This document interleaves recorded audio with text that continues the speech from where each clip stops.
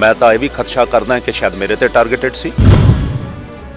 किद्दां ढल ਸਾਹਿਬ ਤੁਹਾਡੇ ਦਿਮਾਗ 'ਚ ਕਿੱਦਾਂ ਗੱਲ ਆ ਰਹੀ ਹੈ ਵੀ ਤੁਹਾਨੂੰ ਟਾਰਗੇਟ ਕੀਤਾ ਜਾਣਾ ਸੀਗਾ? ਤੁਸੀਂ ਸਮਝਦੇ ਨਹੀਂ, ਆਸ਼ੂ ਤੇ ਬੈਂਸ ਇਕੱਠੇ ਆ। ਆਸ਼ੂ ਉਹੀ ਬੰਦਾ ਹੈ ਨਾ ਜਿਹਨੇ ਬੰਬ ਬਲਾਸਟ ਕਰਾਏ ਸੀ। ਉਹਦੀ ਮਾਨਸਿਕਤਾ ਤਾਂ ਉਹੀ ਹੈ ਨਾ, ਮਾਨਸਿਕਤਾ ਤਾਂ ਨਹੀਂ ਬਦਲ ਗਈ। ਜਿਹੜੇ ਅੱਤਵਾਦੀਆਂ ਨੂੰ ਪਨਾਹ ਦਿੰਦਾ ਸੀ ਉਹੀ ਹੈ ਆਪਣੇ ਸਖੇ ਤਾਏ ਨੂੰ ਮਰਾਉਣ ਲਈ। ਕਿਉਂ ਮੈਂ ਕਿਵੇਂ ਨਹੀਂ ਸ਼ੱਕ ਕਰ ਸਕਦਾ? ਕਿਉਂਕਿ ਮੈਂ ਸਿਮਰਜੀਤ ਸਿੰਘ ਬੈਂਸ ਦੀ ਹਵਾ ਪਾਣੀ ਬੰਦ ਕੀਤੀ ਹੋਈ ਹੈ, ਭੱਜਣ ਨੂੰ ਰਾਹ ਨਹੀਂ ਲੱਭ ਰਿਹਾ। 6 ਮਹੀਨੇ ਲੜਾਈ ਲੜ ਕੇ ਕੇਸ ਰਜਿਸਟਰ ਕਰਾਇਆ, ਚਲਾਨ ਭੁਗਤਾਇਆ, ਹੁਣ ਵਾਰੰਟਸ ਨਿਕਲਦੇ ਆ।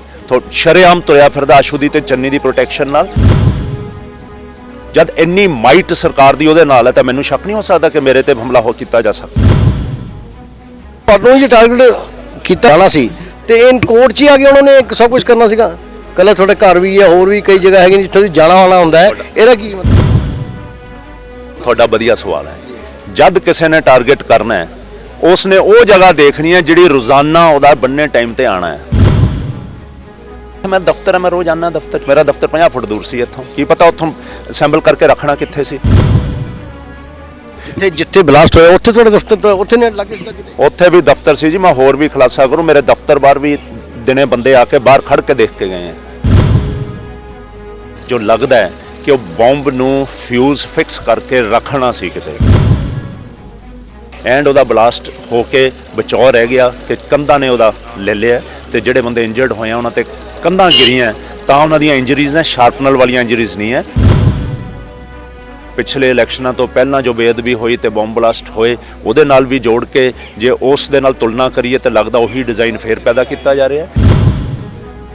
ਸਾਡੇ ਨਾਲ ਇਸ ਟਾਈਮ ਸੀਨੀਅਰ ਐਡਵੋਕੇਟ ਹਰੀਸ਼ ਰਾਜ ਟਾਂਡਾ ਜੀ ਮੌਜੂਦ ਨੇ। ਹਰੀਸ਼ ਟਾਂਡਾ ਸਾਹਿਬ, ਕੱਲ੍ਹ ਦਾ ਜਿਹੜਾ ਹੋਇਆ ਇਨਸੀਡੈਂਟ ਨੂੰ ਕਿੱਦਾਂ ਦੇ ਰਹੇ? ਇਨਸੀਡੈਂਟ ਬਹੁਤ ਮਾੜਾ ਇਨਸੀਡੈਂਟ ਹੈ। ਇਸ ਇਨਸੀਡੈਂਟ 'ਚ ਜੇ ਦੇਖਿਆ ਜਾਵੇ ਇਹਦਾ ਮੰਤਵ ਹਲੇ ਸਾਫ਼ ਨਹੀਂ ਹੋ ਰਿਹਾ, ਕਲੀਅਰ ਨਹੀਂ ਹੋ ਰਿਹਾ। ਉੱਥੋਂ ਬੰਬ ਅਸੈਂਬਲ ਕਰਕੇ ਕਿਤੇ ਰੱਖਿਆ ਜਾਣਾ ਸੀ। ਮੈਂ ਤਾਂ ਇਹ ਵੀ ਖਦਸ਼ਾ ਕਰਦਾ ਕਿ ਸ਼ਾਇਦ ਮੇਰੇ ਤੇ ਟਾਰਗੇਟਡ ਸੀ। ਮੈਂ ਇਹ ਗੱਲ ਜ਼ਾਹਰ ਕਰ ਚੁੱਕਾ, ਕਮਿਸ਼ਨਰ ਸਾਹਿਬ ਨੂੰ ਵੀ ਕਰ ਚੁੱਕਾ, ਸਭ ਨੂੰ ਕਰ ਚੁੱਕਾ। ਕਿਉਂਕਿ ਇਸ ਜੋ ਲੱਗਦਾ ਹੈ ਕਿ ਉਹ ਬੰਬ ਨੂੰ ਫਿਊਜ਼ ਫਿਕਸ ਕਰਕੇ ਰੱਖਣਾ ਸੀ ਕਿਤੇ, ਹਲੇ ਰੱਖਿਆ ਨਹੀਂ ਸੀ ਗਿਆ। ਐਂਡ ਉਹਦਾ ਬਲਾਸਟ ਹੋ ਕੇ ਬਚਾਅ ਰਹਿ ਗਿਆ ਕਿ ਕੰਧਾਂ ਨੇ ਉਹਦਾ ਲੈ ਲਿਆ। ਤੇ ਜਿਹੜੇ ਬੰਦੇ ਇੰਜਰਡ ਹੋਏ ਆ ਉਹਨਾਂ ਤੇ ਕੰਧਾਂ ਗਿਰੀਆਂ ਤਾਂ ਉਹਨਾਂ ਦੀਆਂ ਇੰਜਰੀਜ਼ ਨੇ, ਸ਼ਾਰਪਨਰ ਵਾਲੀਆਂ ਇੰਜਰੀਜ਼ ਨਹੀਂ ਹੈ, ਬਲੰਟ ਇੰਜਰੀਜ਼ ਕੰਧਾਂ ਦੀਆਂ, ਜਿਹਦੇ ਕਰਕੇ ਚੋਟ ਘੱਟ ਲੱਗੀ ਹੈ। ਸੋ ਇਹ ਡੈਫੀਨੇਟਲੀ ਇੱਕ ਸਿਆਸੀ ਮੰਤਵ ਵੀ ਹੋ ਸਕਦਾ ਇਹਦੇ ਪਿੱਛੇ ਬੇਅਦਬੀ ਨਾਲ ਵੀ ਜੋੜ ਕੇ ਦੇਖਿਆ ਜਾ ਸਕਦਾ ਹੈ। ਪਿਛਲੇ ਇਲੈਕਸ਼ਨਾਂ ਤੋਂ ਪਹਿਲਾਂ ਜੋ ਬੇਅਦਬੀ ਹੋਈ ਤੇ ਬੰਬ ਬਲਾਸਟ ਹੋਏ ਉਹਦੇ ਨਾਲ ਵੀ ਜੋੜ ਕੇ ਜੇ ਉਸ ਦੇ ਨਾਲ ਤੁਲਨਾ ਕਰੀਏ ਤਾਂ ਲੱਗਦਾ ਉਹੀ ਡਿਜ਼ਾਈਨ ਫੇਰ ਪੈਦਾ ਕੀਤਾ ਜਾ ਰਿਹਾ ਹੈ। ਪਿਛਲੀ ਵਾਰ ਕਾਂਗਰਸ ਜਿਹੜੀ 30 ਸੀਟਾਂ ਜਿੱਤਣ ਦੀ ਉਮੀਦ ਨਹੀਂ ਸੀ, 80 ਸੀਟਾਂ ਜਿੱਤ ਗਈ ਸਿਰਫ ਬੇਅਦਬੀ ਤੇ ਬੰਬ ਬਲਾਸਟ ਕਰਾ ਕੇ। ਤੇ ਹੁਣ ਵੀ ਕੀ ਕਿਹਾ ਜਾ ਸਕਦਾ ਕੌਣ ਕਰਾਂਦਾ ਤੇ ਕੌਣ ਨਹੀਂ ਕਰਾਂਦਾ? ਤੁਸੀਂ ਕਿੱਦਾਂ ਢਲ ਸਾਹਿਬ, ਤੁਹਾਡੇ ਦਿਮਾਗ 'ਚ ਕਿੱਦਾਂ ਗੱਲ ਆ ਰਹੀ ਹੈ ਵੀ ਤੁਹਾਨੂੰ ਟਾਰਗੇਟ ਕੀਤਾ ਜਾਣਾ ਸੀਗਾ? ਤੁਸੀਂ ਸਮਝਦੇ ਨਹੀਂ, ਆਸ਼ੂ ਤੇ ਬੈਂਸ ਇਕੱਠੇ ਆ। ਆਸ਼ੂ ਉਹੀ ਬੰਦਾ ਹੈ ਨਾ ਜਿਹਨੇ ਬੰਬ ਬਲਾਸਟ ਕਰਾਏ ਸੀ। ਉਹਦੀ ਮਾਨਸਿਕਤਾ ਤਾਂ ਉਹੀ ਹੈ ਨਾ, ਮਾਨਸਿਕਤਾ ਤਾਂ ਨਹੀਂ ਬਦਲ ਗਈ। ਜਿਹੜੇ ਅੱਤਵਾਦੀਆਂ ਨੂੰ ਪਨਾਹ ਦਿੰਦਾ ਸੀ ਉਹੀ ਹੈ ਆਪਣੇ ਸਖੇ ਤਾਏ ਨੂੰ ਮਰਾਉਣ ਲਈ। ਕਿਉਂ ਮੈਂ ਕਿਵੇਂ ਨਹੀਂ ਸ਼ੱਕ ਕਰ ਸਕਦਾ? ਕਿਉਂਕਿ ਮੈਂ ਸਿਮਰਜੀਤ ਸਿੰਘ ਬੈਂਸ ਦੀ ਹਵਾ ਪਾਣੀ ਬੰਦ ਕੀਤੀ ਹੋਈ ਹੈ, ਭੱਜਣ ਨੂੰ ਰਾਹ ਨਹੀਂ ਲੱਭ ਰਿਹਾ। 6 ਮਹੀਨੇ ਲੜਾਈ ਲੜ ਕੇ ਕੇਸ ਰਜਿਸਟਰ ਕਰਾਇਆ, ਚਲਾਨ ਭੁਗਤਾਇਆ, ਹੁਣ ਵਾਰੰਟਸ ਨਿਕਲਦੇ ਆ। ਸ਼ਰੇਆਮ ਤੁਰਿਆ ਫਿਰਦਾ ਆਸ਼ੂ ਦੀ ਤੇ ਚੰਨੀ ਦੀ ਪ੍ਰੋਟੈਕਸ਼ਨ ਨਾਲ। ਫਿਰ ਮੈਂ ਕਿਉਂ ਨਾ ਸ਼ੱਕ ਕਰਾਂ? ਜਦ ਇੰਨੀ ਮਾਈਟ ਸਰਕਾਰ ਦੀ ਉਹਦੇ ਨਾਲ ਹੈ ਤਾਂ ਮੈਨੂੰ ਸ਼ੱਕ ਨਹੀਂ ਹੋ ਸਕਦਾ ਕਿ ਮੇਰੇ ਤੇ ਹਮਲਾ ਕੀਤਾ ਜਾ ਸਕਦਾ। ਤੁਹਾਨੂੰ ਜੀ ਟਾਰਗੇਟ ਕੀਤਾ ਜਾਣਾ ਸੀ ਤੇ ਇਨ ਕੋਰਟ 'ਚ ਹੀ ਆ ਕੇ ਉਹਨਾਂ ਨੇ ਸਭ ਕੁਝ ਕਰਨਾ ਸੀਗਾ। ਕੱਲ੍ਹ ਤੁਹਾਡੇ ਘਰ ਵੀ ਹੈ, ਹੋਰ ਵੀ ਕਈ ਜਗ੍ਹਾ ਹੈਗੀਆਂ ਜਿੱਥੇ ਤੁਸੀਂ ਜਾਣਾ ਆਉਣਾ ਹੁੰਦਾ ਹੈ। ਇਹਦਾ ਕੀ ਮਤਲਬ? ਤੁਹਾਡਾ ਵਧੀਆ ਸਵਾਲ ਹੈ। ਜਦ ਕਿਸੇ ਨੇ ਟਾਰਗੇਟ ਕਰਨਾ ਹੈ ਉਸਨੇ ਉਹ ਜਗ੍ਹਾ ਦੇਖਣੀ ਹੈ ਜਿਹੜੀ ਰੋਜ਼ਾਨਾ ਉਹਦਾ ਬੰਨੇ ਟਾਈਮ ਤੇ ਆਣਾ ਹੈ।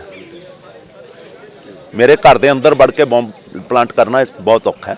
ਹਾਂ, ਰਾਜ ਕੀਤਾ ਜਾ ਸਕਦਾ। ਮੈਂ ਰੋਜ਼ ਕਿਤੋਂ ਲੰਘਦਾ ਉੱਥੋਂ ਕੀਤਾ ਜਾ ਸਕਦਾ, ਜਾਂ ਰੋਜ਼ ਕਿਤੇ ਇੱਥੇ ਮੈਂ ਦਫ਼ਤਰ ਹੈ, ਮੈਂ ਰੋਜ਼ ਆਉਣਾ ਦਫ਼ਤਰ। ਮੇਰਾ ਦਫ਼ਤਰ 50 ਫੁੱਟ ਦੂਰ ਸੀ ਇੱਥੋਂ। ਕੀ ਪਤਾ ਉੱਥੋਂ ਅਸੈਂਬਲ ਕਰਕੇ ਰੱਖਣਾ ਕਿੱਥੇ ਸੀ।